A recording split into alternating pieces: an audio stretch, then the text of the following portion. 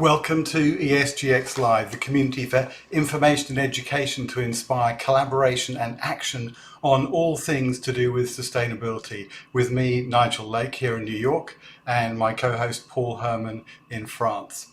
Coming up, we will have a fascinating discussion about the importance of cultural factors and local preferences in taking action on everything to do with sustainability and ESG, brought to us with some new research by Dr. Marc Sardy and Matej Susec.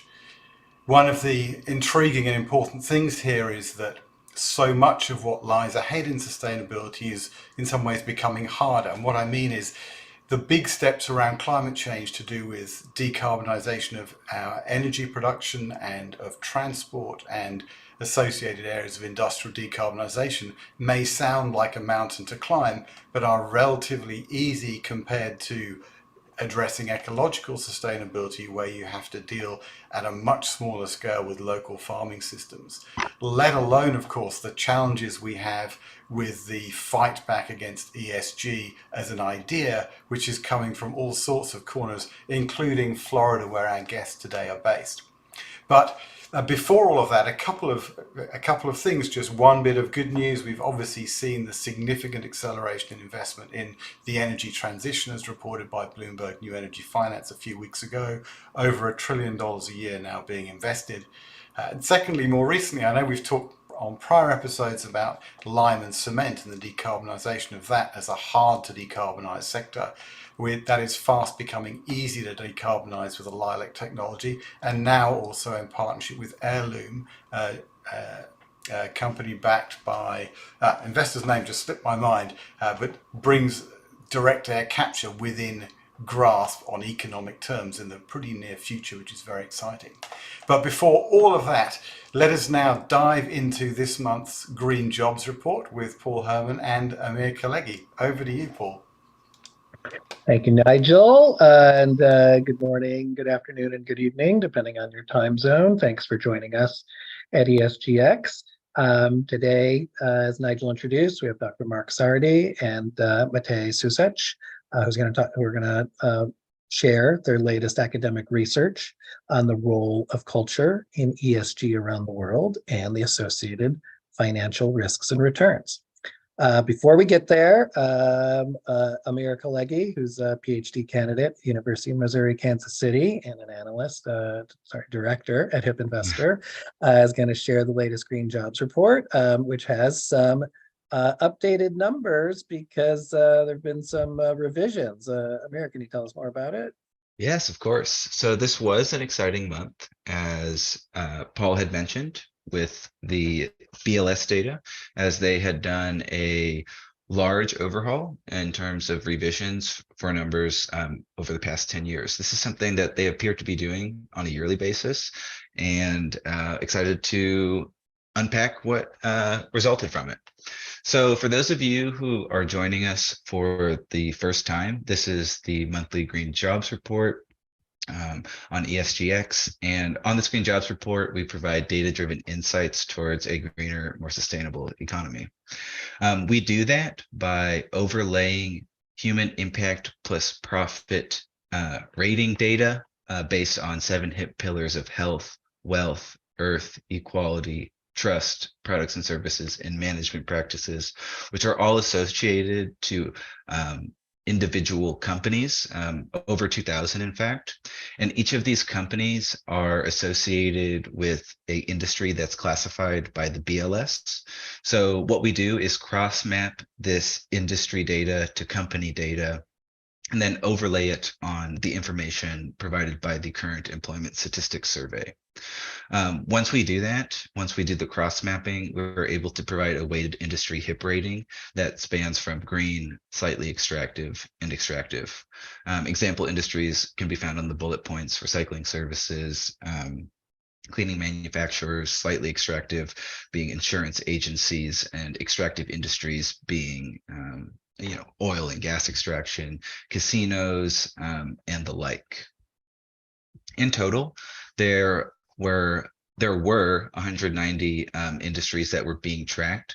Over the course of the revisions, there were some groups that were aggregated smaller groups into larger groups that affected some of the numbers. 20 in total were reabsorbed into other industries. So right now we are analyzing around 170 industries in total.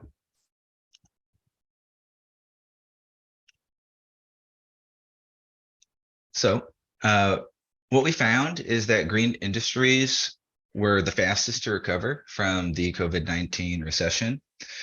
We can see here that during the COVID-19 spike, that green industries were the least affected in terms of proportional job loss.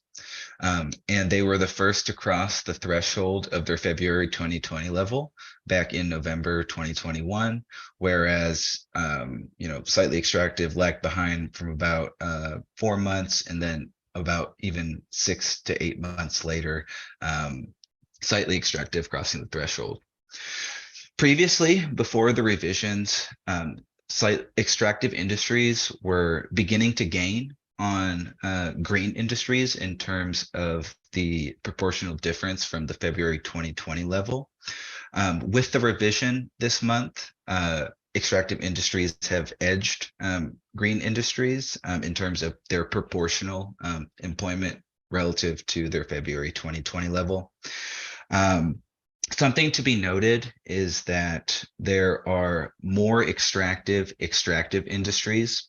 So when looking at oil and gas extraction specifically, this is the second year in the row that employment numbers were overemphasized for about 20,000 to 35,000 by 35,000 employment.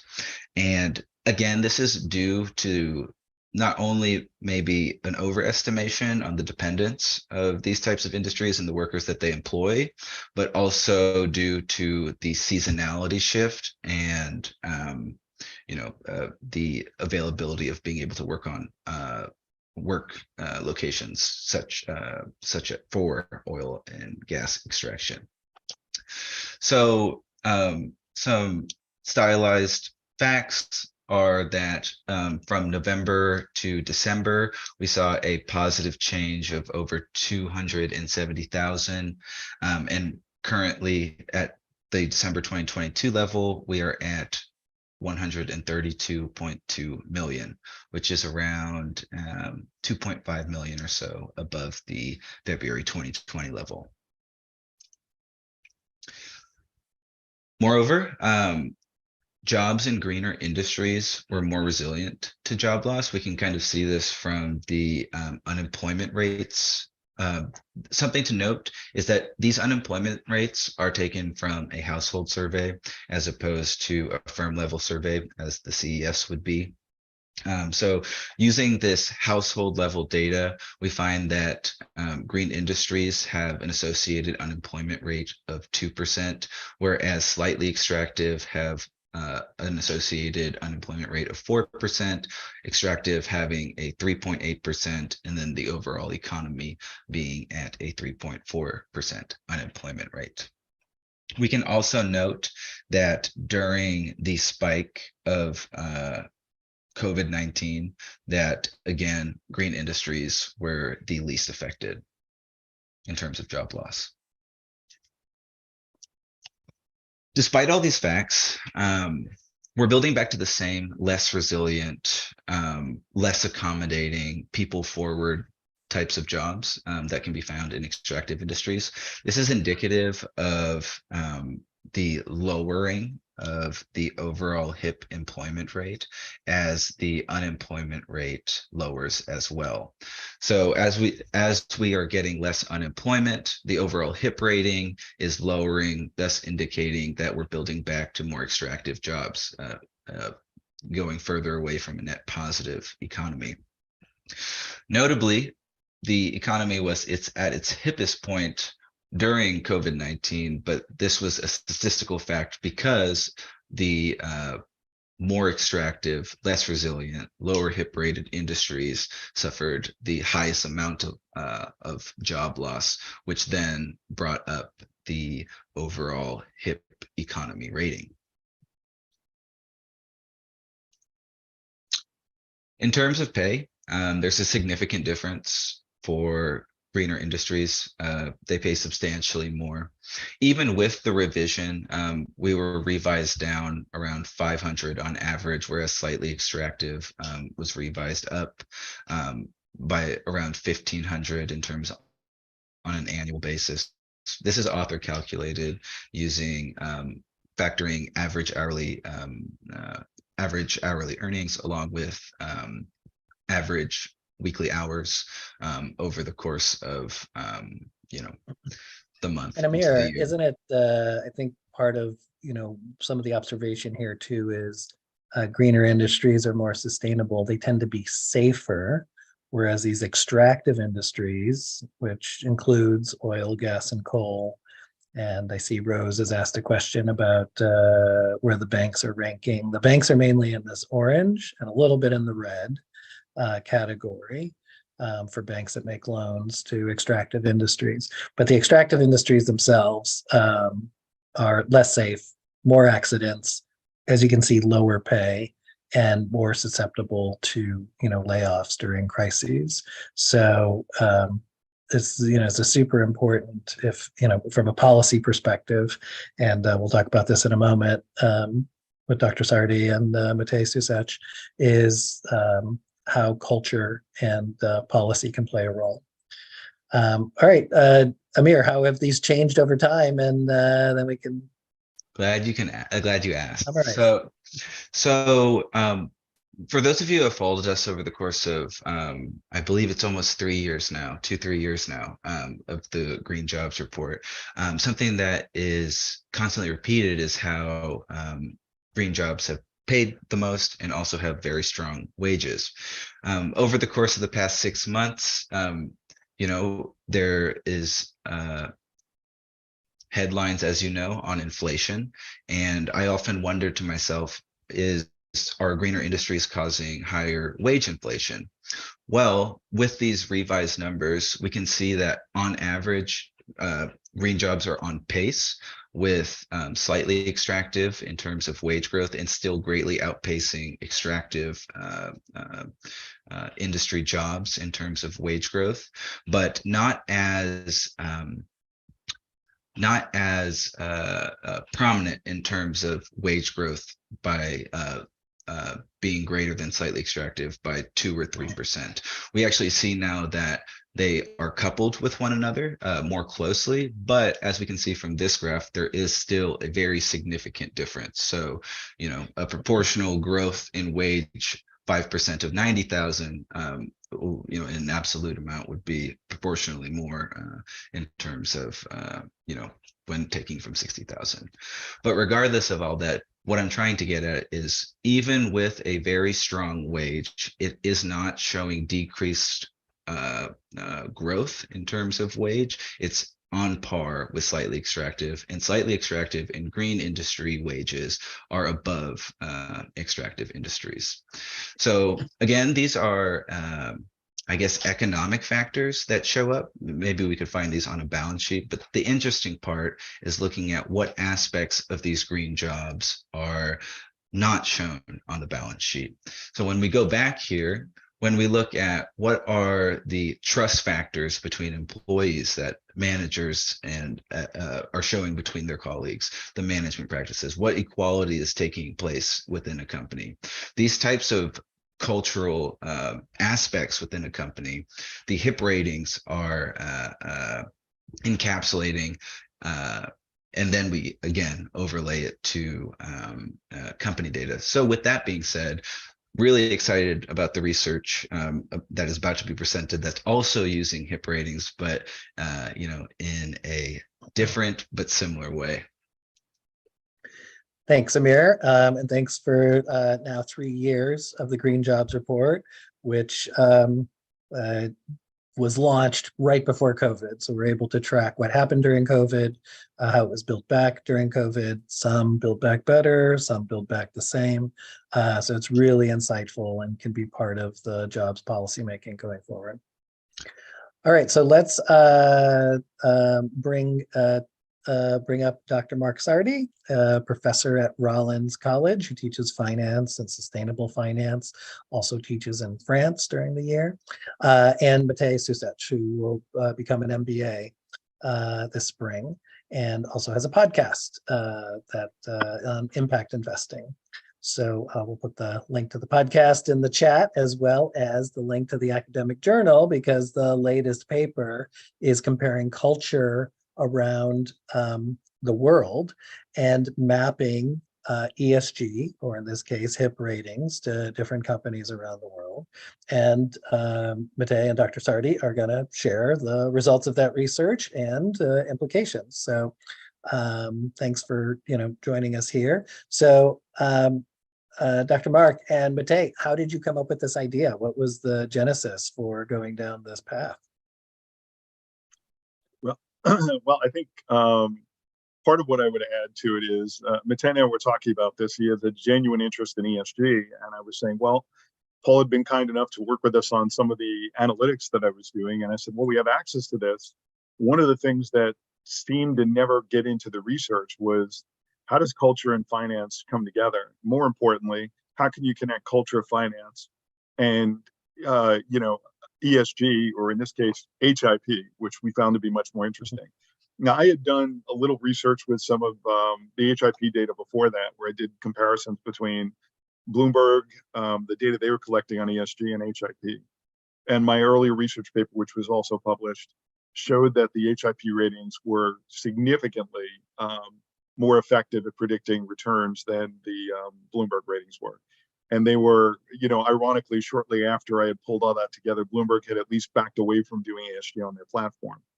I think they've subsequently resumed, but unfortunately, during that period of time, our school lost access to it. But Paul's been great enough in terms of allowing us to work with it. But I'm going to turn it over to Matej to give you, more insights on the research that we did, and then we'll take it from there. Absolutely. Let me share my screen.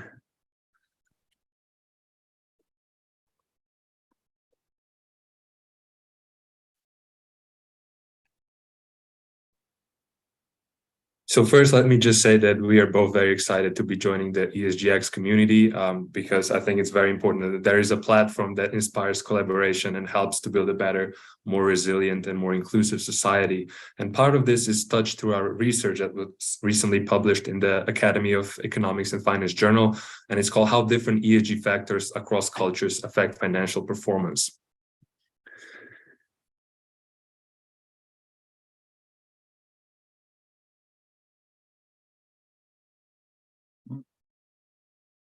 Okay, there we go. So just so you know what to expect from this short presentation, we're going to briefly talk about the research background, which Paul sort of alluded already with his question, but then we're going to make a deep dive into the data, the results, and ultimately concluding with the findings of the research. So firstly, what we were thinking is just the importance of triple bottom line, the people, planet, and the profits, how all of this plays together, and how companies can, through that, establish a competitive advantage on the long term, because making impact on the people they work with, so all stakeholders, but also on the environment, ultimately impacting their bottom line, is very important for their future outlook. And then thirdly was just the sheer investor interest, as seen in the following chart. So this is, for example, from Morningstar, the sustainable funds quarterly flows in the US. And so at the time of the research, when we saw this, we were like, oh, we have to look into this deeper, because there is so much money getting poured into ESG funds and equities at the same time.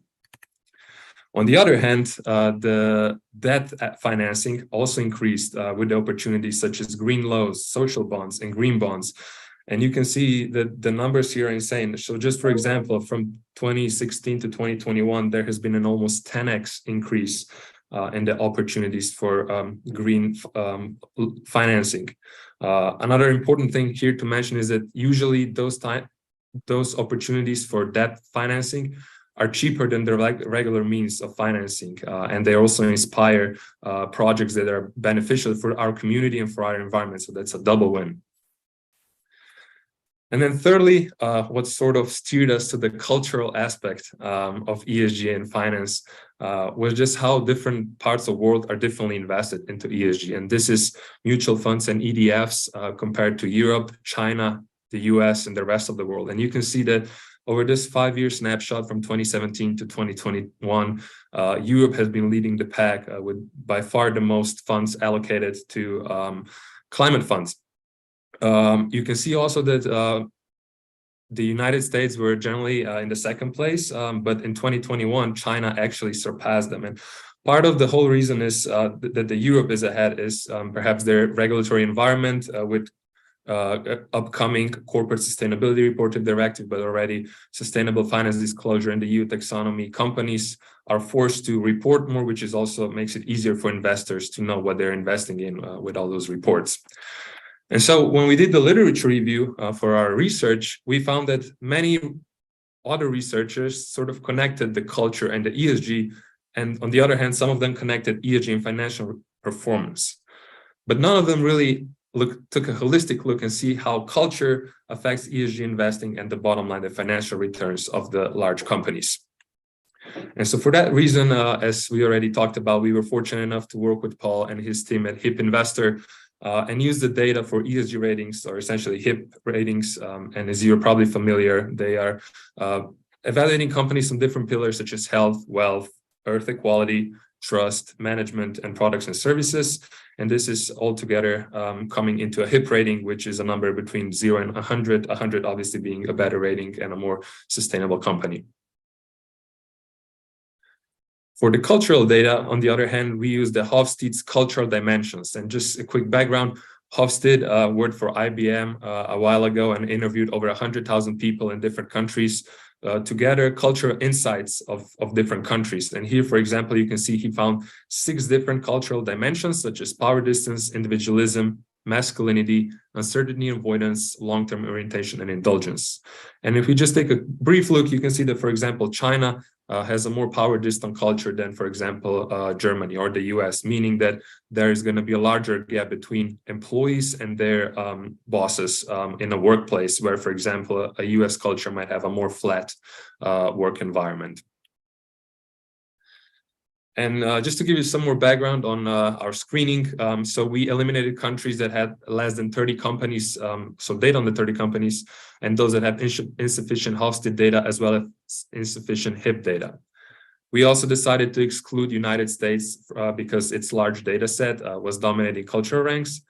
But nevertheless, we have a lot of countries in the research. So from 2016, we ended up with 28 countries up to 2020 with 38 countries, which also indicates that over the years, more and more recently, more companies report their ESG information, meaning that there's more data available. And same goes for the amount of companies evaluated each year, which risen from just over 5,000 to over 8,000 that we were able to evaluate each year. Now, moving on into results, and just briefly why we observed a 5-year period. The reason for that is that before 2016, there is not as much data available, but we were fortunate enough to get at least 5-year data, which is still a sufficient snapshot in time that perhaps ignores some fluctuation, but gives us a very, very solid picture of financial performance. And when we look at the results, I know that this might be sort of challenging to look without any background, but I would encourage you to just think and look at the colors here. The green color, which indicates outperformance. So the light green from 0 to 5%, and the dark green for over than 5% compared to the main indices in the main countries, meaning that we evaluated companies' abnormal returns compared to their main indices. So, for example, in the US, in that case, that would be S&P 500 and how those companies perform compared to S&P 500. And we're going to have all of this summarized right now because this is way easier to digest. Out of all the HIP by Hof combinations, more than 98% of those outperformed their main indices, which is very significant. And 60% of those were at least 10% significant. We also concluded that the culture should be considered when we talk about ESG investing, and particularly those were the cultural dimensions that outperformed their country's indices the most. The first one was low power distance. meaning that there might be better returns or there were better returns observed when the relationship between subordinates and their bosses is not very distant. And maybe to paint a picture, an example of this could be a faster communication in a workplace. People not scared to share their ideas and findings with their bosses, which increases to more agile companies and faster changes towards the better. Some of the recommended HIP pillars that outperformed the best were low health, high wealth, and low trust. And let me say here that you can see the two low HIP pillars outperformed the most. Across the whole research, we found that in many cases that actually was the case, that low HIP companies outperform more than the high HIP. And you might ask yourself, why is that? And perhaps the reason for that could be that those companies just started reporting on ESG initiatives and are taking more and more changes to become a more ESG company. And for that reason, they capture more benefits, indicating a higher performance. Moving on, another culture we found that was outperforming main indices when talking about ESG investing was high individualistic culture, where employees are not as dependent on others and are expected to be more self-reliant and display initiative. Here, I think a good example to paint a picture would be a term called entrepreneurship, meaning innovation and entrepreneurship within a large organization. And so example of that could be that people are more willing to, be self-reliant and display initiatives with new projects, with new ideas, which leads to better research and development, and obviously positive change within a firm, leading to better returns. One of the recommended HIP focus here is medium earth, low equality, and low management. An example of countries with high individualism besides the US would be Great Britain, Sweden, and Australia. And then lastly, the culture that we saw the better returns when we talk about ESG investing is high indulgent culture, where there is some gratification allowed and where work-life balance is more prevalent. So example of this would be that the employees that feel more satisfied with their life and work-life balance are going to be more productive, leading to better performance of a company. And some countries that have high IVR or indulgence are Mexico, Sweden, and New Zealand. The recommended HIP focus for that would be low wealth, low earth, and low management.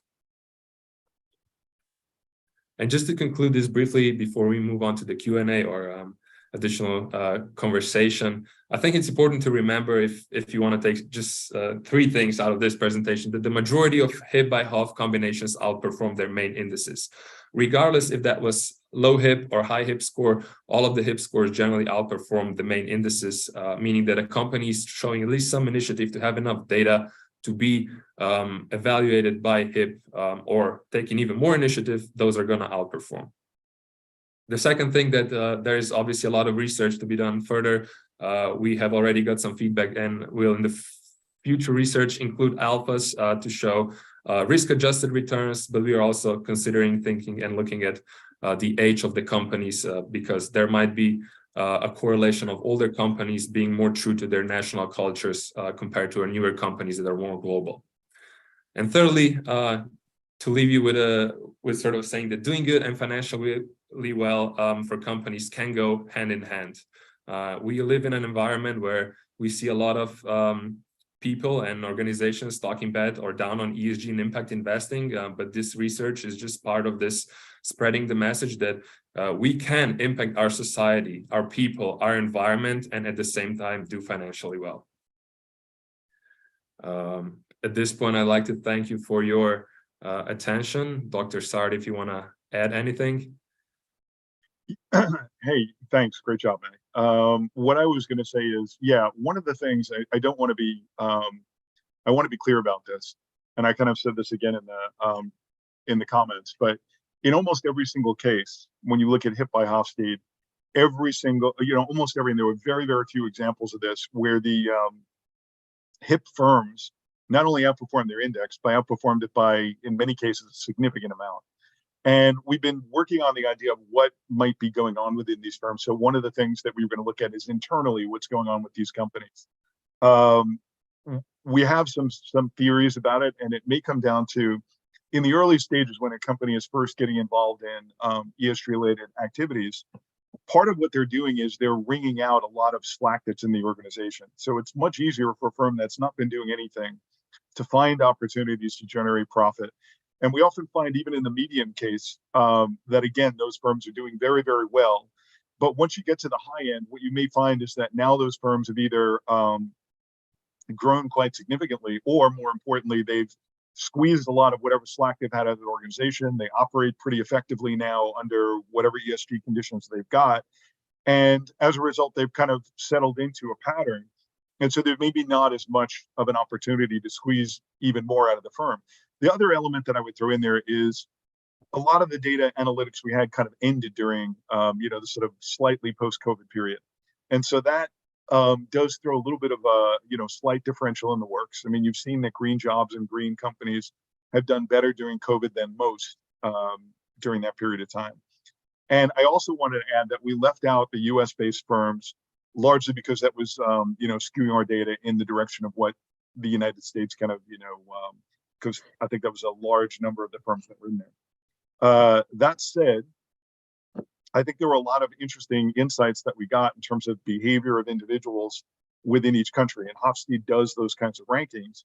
And you could, unfortunately, when you start putting them all together, it muddies the waters when you have some companies which might be, for example, high in masculinity, with some countries that, might be higher in other areas, but lower in masculinity. But we did actually see some very interesting results. And so the work is not done, even though this is a published piece of work. It continues on, and we dig deeper as we, sort of peel the onion to try to figure out what is actually going on at various levels of, of each of these firms to get a better picture of why. The other thing, and I'd mentioned this before, we live in a state which, unfortunately suffers from the, bad behavior of some of its leadership, which believes that anything that deals with ESG should be outlawed. I mean, it's You're talking about the state of Florida, where yes, Rollins that's correct. College is based, right? And so unfortunately, what that means is you have a lot of people that are making recommendations and decisions without data. And unfortunately, that seems to be a lot more common these days than one would expect. But what our findings showed is that if you are looking at ESG, your performance is going to be better. And you're going to do a lot better. These companies generally tend to do better than the rest of their index. And most of these firms came out of their national indices. So if you kind of did the analytics, you said they're outperforming their index. What does that tell you about the other firms that were not tracking that data that were also in that index? Clearly, they were underperforming their index. So it brings up the issue of how does that impact results? And the impacts are quite significant. So I don't know. I'll leave it open to questions at that point. All right, so welcome any questions in the chat box or in the question box. I'll kick it off and continue to curate the conversation here. And Nigel, I'm sure, will jump in as well with questions.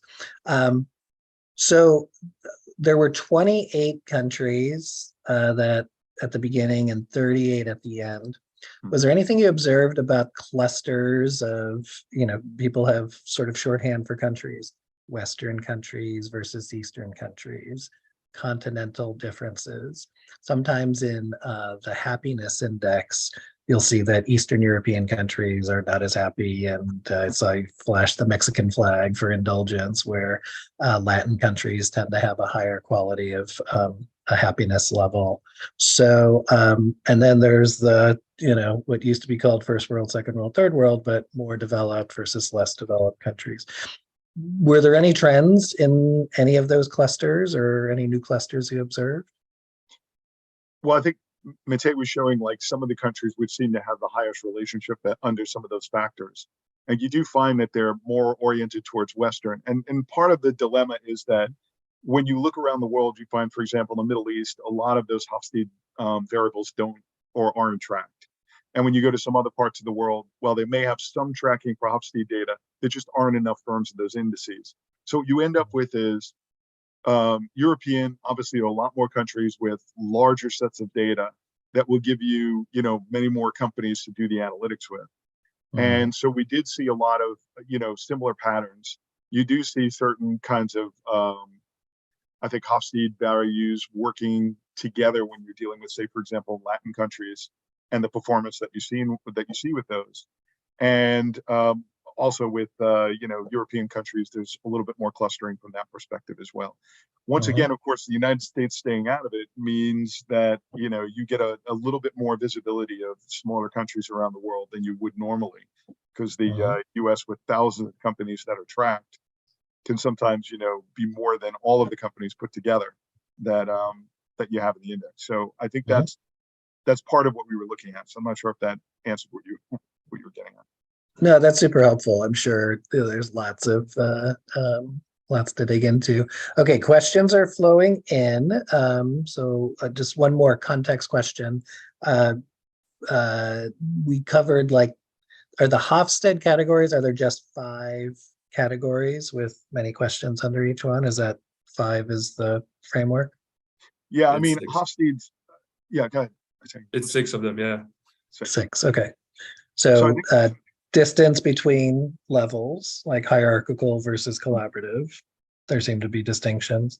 There are distinctions around sort of balance of work life and more versus less. I saw that some of them, like Germany and Denmark, they're strong labor union countries where also labor unions are on the boards of those companies.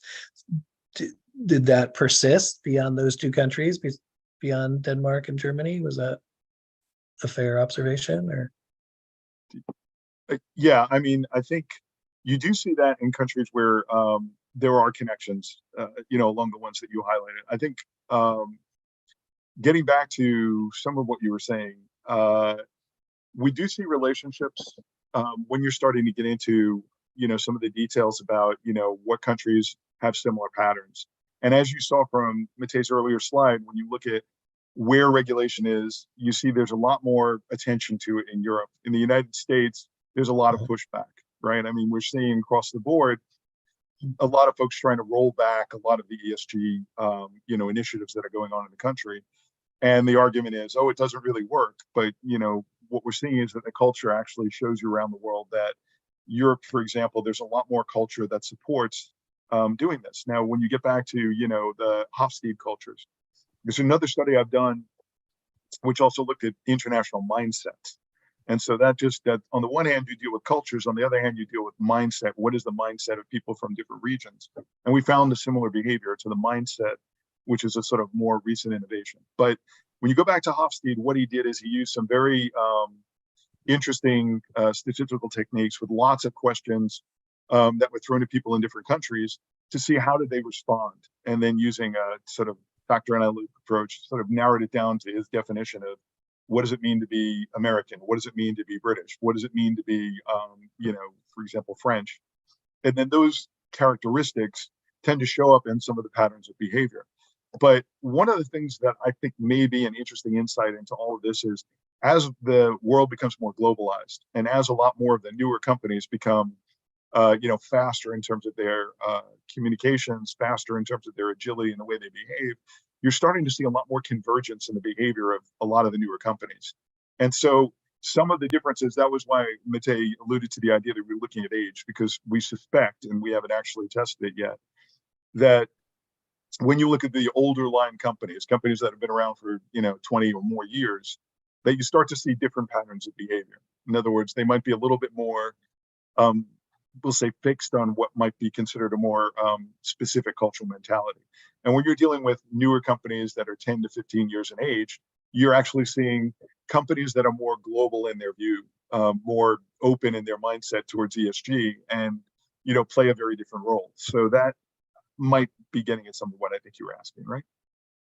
And I might just come back to something you were saying before, or build on it, about cultural antipathy towards ESG as a concept in some places. And I spent a bunch of time in Australia, and Australia's been through a version of that. That's happily changed in recent times. And I always think it's very helpful to follow the money, exactly as you've done in this research. And so it's interesting to look at the BNEF data in terms of the amount of money that's being invested.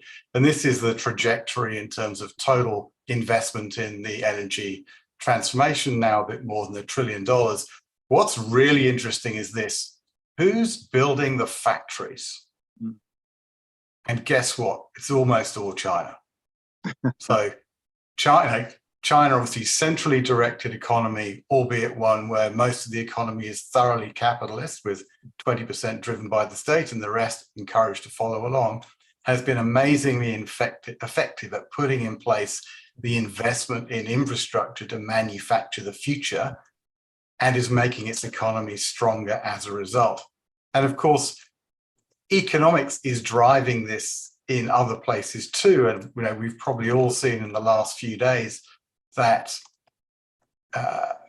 Texas will overtake California for the level of installation of solar PV by I think May. So this is a fascinating tension between quasi-religious likes or dislikes for certain things versus the economics that applies, versus, for that matter, what do people care about? Because the other thing to wind in here is, as part of the Earth for All work, we did a big survey across the whole OECD, and essentially in every one of those countries, 70% plus of the population supports significant action on climate change. So it's a vote winner. Yeah, and I would kind of add to that. So China's got an interesting trajectory, because in my last visit to China, I was absolutely amazed at the sheer volume of things. Like, you drive through sections of the Gobi Desert, and there would be wind farms literally stretching across the horizon. You literally look as far as you could see, and there would be massive wind farms. And you go to other places, you'd see solar installations. And part of that was driven by the fact that the pollution rates in China were off the charts. I mean, if you were living in Shanghai or Beijing or any of the major cities in China, which, by the way, have populations that are unfathomable, 26, 27 million people in one city, the pollution levels were off the charts. And as a result, the death rates related to pollution would have been epidemic levels had they been in the West, right? So I think what you're getting is the pushback of people in China who, there are times where the government does listen to them and will try to do something about it, because given that China is, in many cases, 70 or 80% of furniture production, 70 or 80% of toy production, and you can go down the list, and they dominate in so many different areas because of the SOEs, the state-owned enterprises, and the government-private partnerships, that the end result is, they are the ones that are putting the money into it. They recognize the need for it, and they recognize that the country is just, there's too many issues with pollution that if they don't address it, they're just killing their own population at too rapid a pace, and they must do something about it. Whereas you go to the West, for example, in the United States, for many years, we really attacked the issue of pollution. So I think back to the 60s and the 70s, when rivers in the United States were so, like, I think the Schuylkill River in Pennsylvania caught on fire at one point because of all the toxic stuff that was in the river. Today, there are fish swimming in the river, and everything's, much, much better than it was, even the East River in New York City. So I think we've come so far away from that we've lost track of how easy it is to kind of slide back into that area. And I think you do get people in the West who sort of say, well, do we really need to do this? Is this really necessary? But clearly the marriage between, if you are just one of those investors who says, I don't really care about this stuff, I just want to do well, I want my portfolio to do well. And the disconnect is that people think, well, my portfolio would do well, so I don't need to worry about this. It actually turns out, no, they're actually directly related. If you're buying into the companies that are doing the right thing, they're also going to do well. And so anyone who sort of thinks, no, it's a disconnected issue, is not really paying attention to facts. And if you're going to push the issue of investing in companies that aren't paying attention to ESG, as there are those who would like to say, oh, it's a woke concept, which I find very kind of outrageous, is really just dismissing, the reality of what's going on, which is, as we showed, fantastic returns, outperforming virtually, every index that we looked at worldwide. So why in the world would you be focused on investing in the companies that are going to underperform the index and ruin the environment and, hurt the people they're working with, their stakeholders, and, have terrible corporate governance, when you could do much better by picking the companies that are doing all the right things? And I don't know if that gets back to what you were saying, but yeah. If I may to add follow up, something. yeah, go ahead, Matej. Yeah, and then part of this, and going back to the clusters that you mentioned, Paul, could be attributed to a specific Hofstede cultural factor, which is long-term orientation. And so, for example, China has a score of 87, very high. Germany, like a large representation of Europe, has 83. On the other side, we have US with a score of 26, which is one of the lowest, meaning that they're more short-term oriented. And so having European unions putting a lot of regulations in place, which is obviously long-term thinking, at the same time, China surpassing US in the sustainable funds inflows.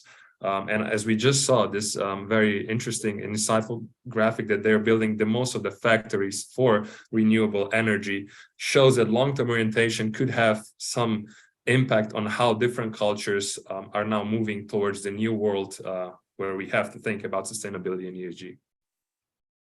Yeah, right, so I think there was a wonderful comment. I think it was, I'm not sure if I'm attributing correctly to Deng Xiaoping, when someone had kind of approached him and said, you know, what do you think about democracy in the West? And his response was, the jury's still out on it, because, you know, from the Chinese perspective, they have such a long view of things that the whole rise of democracy in the West is still a relatively short experiment as far as they're concerned. So. Okay, so were there any factors that dealt with entrepreneurship? That's one of the questions from the audience. And are there cultural factors that specifically focus on diversity? In the US, being a melting pot, there's many different immigrants that blend together. But in, like, I worked in Thailand, for example, and so there's diversity in some cases of some religion and of some ethnic groups, but it's sort of, majority, majority ethnicity. So how did diversity, either of gender or ethnicity, you mentioned age earlier, play out in the data? And was there anything about entrepreneurship of taking that initiative? I can tackle the first one about entrepreneurship, and I think we mentioned that individualism is a really good Hofstede cultural factor when we talk about entrepreneurship, because countries that score really high in that are United States, United Kingdom, perhaps even Israel, which have more cases of entrepreneurship of large companies. And this is sort of tied to entrepreneurship as well, but is seen with the internal innovation at a larger firm. So I would definitely say individualism is a good proxy for that. Yeah, and I think when you get to the cultural issue, you also get to that collectivism as well, which is, some societies more collectivist, and it gets to some of what you were saying in Asia. And collectivist cultures were a little weaker in some areas, and individualists were a little bit stronger in others. So when you're looking at, Hofstede, when you deal with, I think some of the other factors, for example, like masculinity shows up a bit in some of the data as well. And so masculinity is, sort of, male-dominated cultures. And you find that in some countries, that actually has the opposite effect in terms of the productivity of the companies. Now, getting back to what Matej was saying about entrepreneurship. So remember, we're primarily looking at corporations, right? So when you look at innovation within the corporation, or, some of that self-motivation or self-direction, we're not looking at, startups here. We're particularly looking at companies that exist. So if they're being innovative in there, the end result is it's leading to better outcomes. And you can connect this to power distance, right? So essentially the low power distance companies are outperforming, and they're also high individualist. So what you're really saying is the executives of the companies are giving their employees a chance to really run with ideas, to really sort of make things happen. They're giving them the support they need. And the end result is that's leading to better performance. So while we don't actually have a measure of, okay, what is this company doing with regard to entrepreneurship, we do see those two corresponding results as pointing in that direction. If that, I think, gets to some of what you were asking about. Understand. Clarifying question. The Hofstede Index is just for countries? Yes. Right. Yeah. I mean, can it be applied inside a company? Could you do a Hofstede absolutely. profile inside companies? Have they gone down that road at all? So there's a little experiment I used to do with my classes, which was pretty entertaining, is we would look at the cultural dimensions, and then we would have the students kind of look backwards at their cultural upbringing. Where were they originally from? And what you would find, which was absolutely fascinating, is that even if a student had come from, it was 2 or 3 generations in the United States, that ironically their cultural background played a very big role in their behavior. And, it might be 2 or 3 generations out, but it was still playing a role in the United States, which is very much a melting pot. And it was fascinating for the students to recognize that, you know, for example, if they looked at things like Myers-Briggs, which was another study which looked at, you know, how people behave and what type of person they were, and then compared it with their Hofstede scores, you saw that a student who might have, you know, descended from a German immigrant 2 or 3 generations back still demonstrated the Hofstede cultural dimensions of a German immigrant. And someone who come from a, you know, Indian background from India would have actually generated results that suggest they still had the same backgrounds 2 or 3 generations out. So it does play a role individually. And I think within a company, you would have some very interesting outcomes, because quite often in companies, you have a very broad range of people. But when you know, and I've seen this when companies are very mono-focused, and I've seen, it's sad to say, companies which only hire people that are identical, you don't necessarily get a lot of that creative diversity of thought, which opens the door to you know, newer innovations and newer opportunities, which might lead to better outcomes down the road. All right. One of the things you didn't say explicitly, but I think is there implicitly, so just wanted to reconfirm, the outperformance of many of these segments is essentially coming from companies that report versus companies that don't report. So there's like a transparency correlation. Yeah. Is that a fair interpretation? Absolutely, because, you know, let's imagine for a moment all we've looked at were HIP scored companies. And I think all HIP does is look at companies that are actually reporting data. And in the case that you had a company that reports very, very little data, as in sub 5%, they weren't included. And what that also leaves out is firms that don't report anything. So if they're not being transparent and they're not, you know, reporting anything, and even though there are, you know, even though you have your limited pillars, beneath each one of those pillars are lots of data points. It's not just, oh, we gathered one little bit of information. There could be, what, 20 or 30 different data points going into each pillar. So you've got hundreds of data points going into the pillars. And this is a lot of information to be collecting on all these different firms. What it means is that these other firms not included, they're not reporting any of this. They're not putting any of it out there for it to be counted. And there's probably good reason. One, they don't want anyone to know, because possibly a lot of what the answers would be pretty negative. Two, they're unwilling to devote the resources because they don't believe that it matters. And I mean, what we've seen is that companies that devote the resources invariably find out good things about it, and it leads to better performance. What was it? DuPont was the company that was the funny story about them polluting for so long, and all the environmentalists who'd gone after them for so many years got nowhere. And then someone reported to them, hey, have you thought of reclaiming all those chemicals that you're dumping into the rivers and streams? Because I think you could sell them. And they did a quick analysis on it, realized that there was a lot of money flying out the door every day that they were just dumping into the rivers and streams, captured all the stuff and sold it. And they, at the same time, found out that they were less of a polluter and that they made a lot more money in the process. And it's just a, you know, one anecdotal example, but I think the story goes across the board. You can look at company after company that is doing this kind of stuff. But if they're not reporting it, there's a pretty good chance that they're not doing anything, which is why they're not doing the reporting. Got it. Another question is, is there any connection between the high distance, low distance companies and the wage equality or inequality? So did it show up, like, say, in the wealth pillar, where high distance versus low distance had a distinction? Well, I think, Matej, you can put it back up there, but I think there is. And I think, you know, we know that in the United States that there is a huge distance in terms of wages, right? I mean, you'll find for a lot of companies, probably not amongst the ones who are reporting. So when you look at wealth here, what we're seeing is, yeah, in the low power distance, it was definitely significant.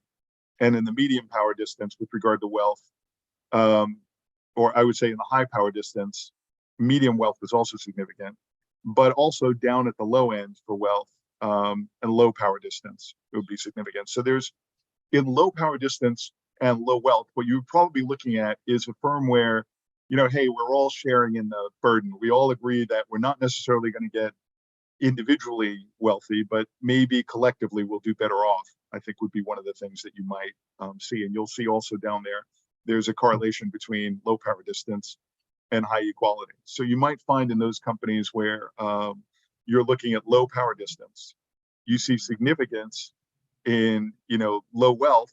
They're willing to take a little bit of a break on everybody trying to get ahead on the earnings. And you're also seeing on the equality side, there's lower equality, but you're also seeing that, high power distance, high equality, which is, a little bit of an odd relationship.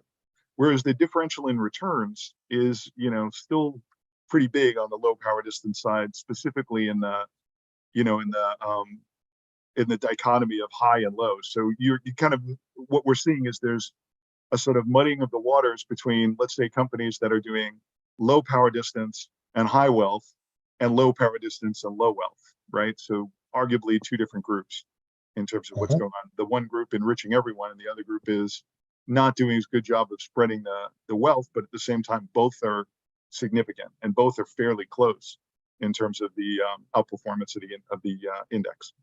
Is that? Got it. Okay. And we'll put the link to the paper in the chat one more time so you can read it, understand the cultural factors, see some of the correlations, follow up with questions. Nigel, any questions before we wrap up? I don't think so. I think for me, that's just been absolutely fascinating, and so many challenges lie ahead. And part of the answer is that religious beliefs don't necessarily help you. Dealing with objective facts is incredibly persuasive in figuring out not just what to do and how to do it, but what is going to be most profitable. Because one of the big underlying themes to this is the smart investors are those that are investing in the future, which is what energy is about, and industrial decarbonization and regenerative agriculture. And if you're betting all your money on the past, it's a pretty dangerous game. There's not many people that became billionaires through investing in the past. Yeah. Right. All right, so we'll wrap it up here. I want to thank Matej Susec and Dr. Marc Sardy. Thanks for your deep research. Thanks for getting into the DNA of sustainability, how it might vary by country, and that companies who are doing something and reporting it, that is an indicator of positive progress, and in this case seems to align with financial outperformance. So that's super instructive.